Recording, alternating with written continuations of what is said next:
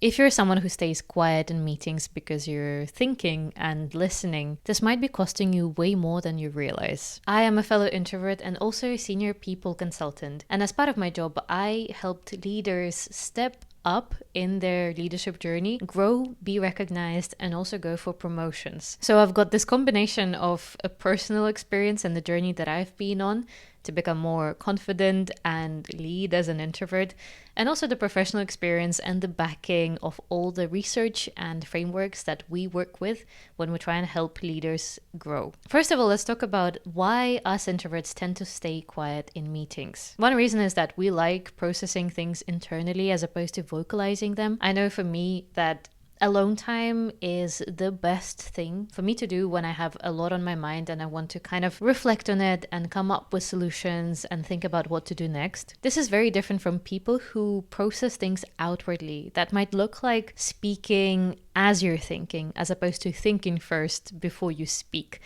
And that tends to lead to them being a bit more present, a bit more heard, and more vocal in meetings. We, on the other hand, want to speak only when we have something valuable to say. And that, combined with very high expectations and high standards of what counts as valuable, leads to a lot of us staying quiet for a very, very, very long time until it's too late and then the meeting has ended. And all the insights that you came up with in your head stay in your head. Final reason is that we find it very hard to interrupt. I think generally this is a great thing to have, to not want to interrupt people, because there's nothing more annoying than when someone just speaks over another person when they were in the middle of sharing their idea. And I think there is a fine balance between interrupting someone in a disrespectful way and just slotting into the conversation, and sometimes having to kind of do the awkward thing of finding a little pause, finding a little moment to jump in. We find it very hard to do because we don't like speaking over people and we don't like having to make space for us to speak. If the space was presented to us, maybe if you were asked by someone, what do you think about this problem? Then you might be feeling okay to share, but making that space yourself often involves a bit more proactivity and a bit more harshness than we'd like. And I completely resonate with that. All of these things I have done and I lean towards. They're my default behavior. And it takes a lot of noticing to realize that you're doing this stuff and what it gets perceived as. This leads me to talk about the perception gap. It's the fact that in your head, you're having all of these thoughts, insights, opinions. And in your head, you might be having a very productive meeting where genuinely you're getting so much out of it. You also feel like you're contributing because you're developing all this thought. But on the outside, no one knows that. No one can read your mind, and no one knows that, first of all, you're understanding what's going on.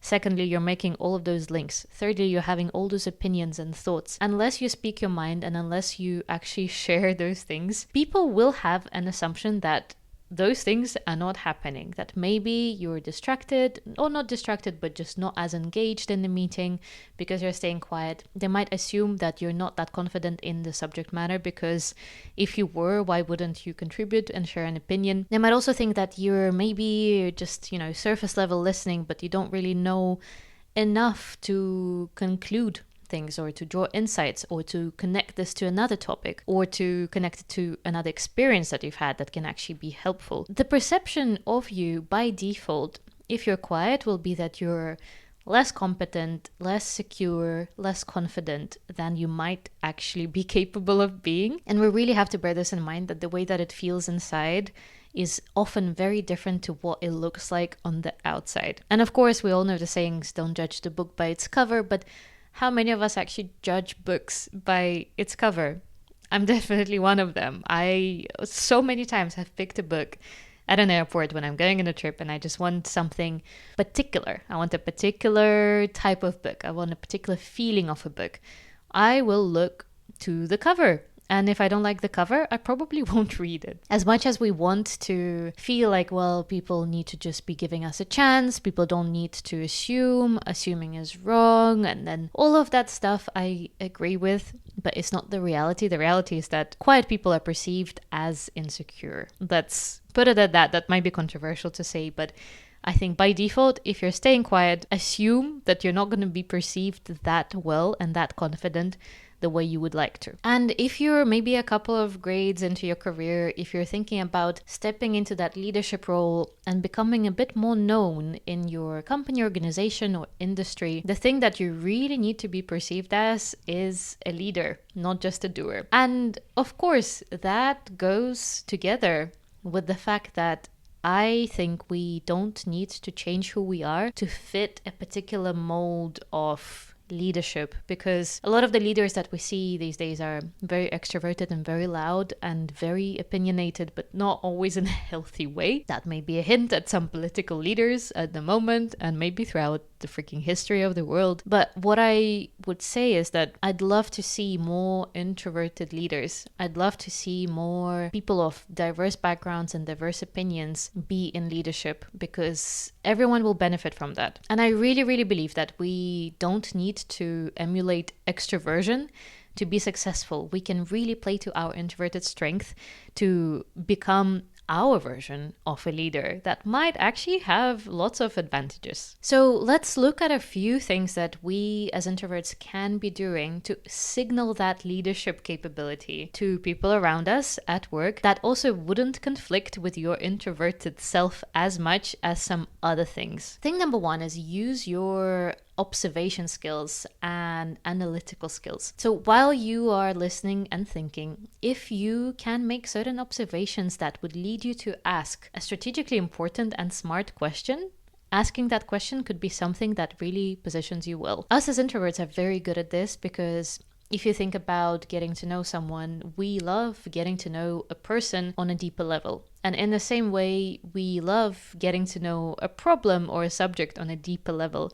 And what that needs is very good questions, which we ask so often, because in a conversation, usually will be the person asking a lot of questions and the other person answering. That depends on the dynamic, of course, and sometimes we also love talking about ourselves, if only people ask a bit more. But we can use our skill set of being able to ask really good questions to look better in the work that we do. If you spot a thing that might be maybe surprising to other people, maybe it's something that you have just noticed, picked up from other meetings before, and then you think, have they thought about this element of it? Or have they heard that the other team is doing X, Y, and Z that is actually relevant to us and what we're doing? Asking those questions at the right moment can really distinguish yourself as someone who is thought leading, not just thought following or listening. Secondly, use your listening skills to summarize things well. People always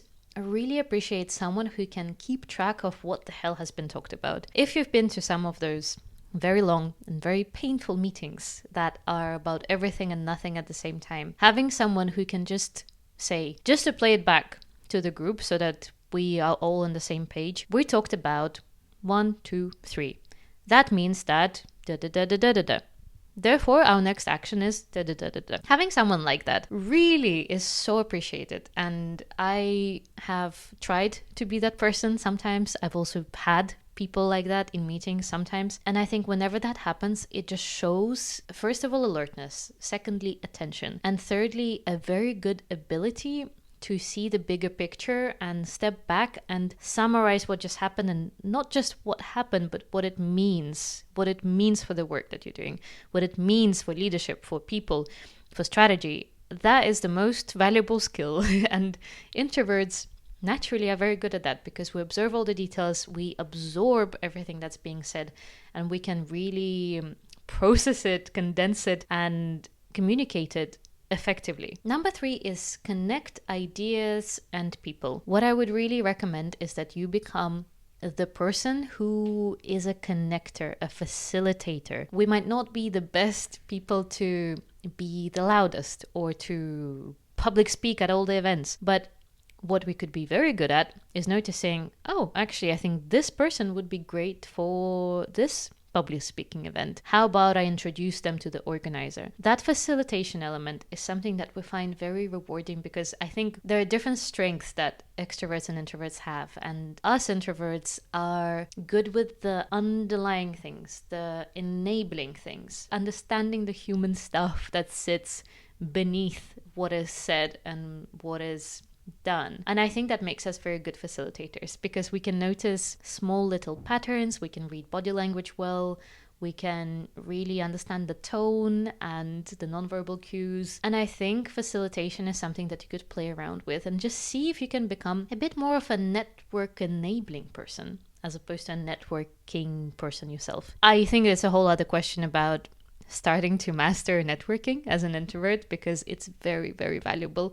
I think it's part of the skill set to actually be able to connect with people well. But as an initial step, if you're not really into the networking itself, you could try and be a facilitator of ideas, relationships. If you feel like this resonates, if you feel like you're really having that perception gap issue where people are not seeing you as that confident and competent person that you want to be seen as, I have made a 3-minute audit which lets you pinpoint exactly where that under-positioning issue is and also what to do to fix it. If it sounds like it would be valuable, I'm going to leave the link down below in the description, and I'll see you in the next video. Bye.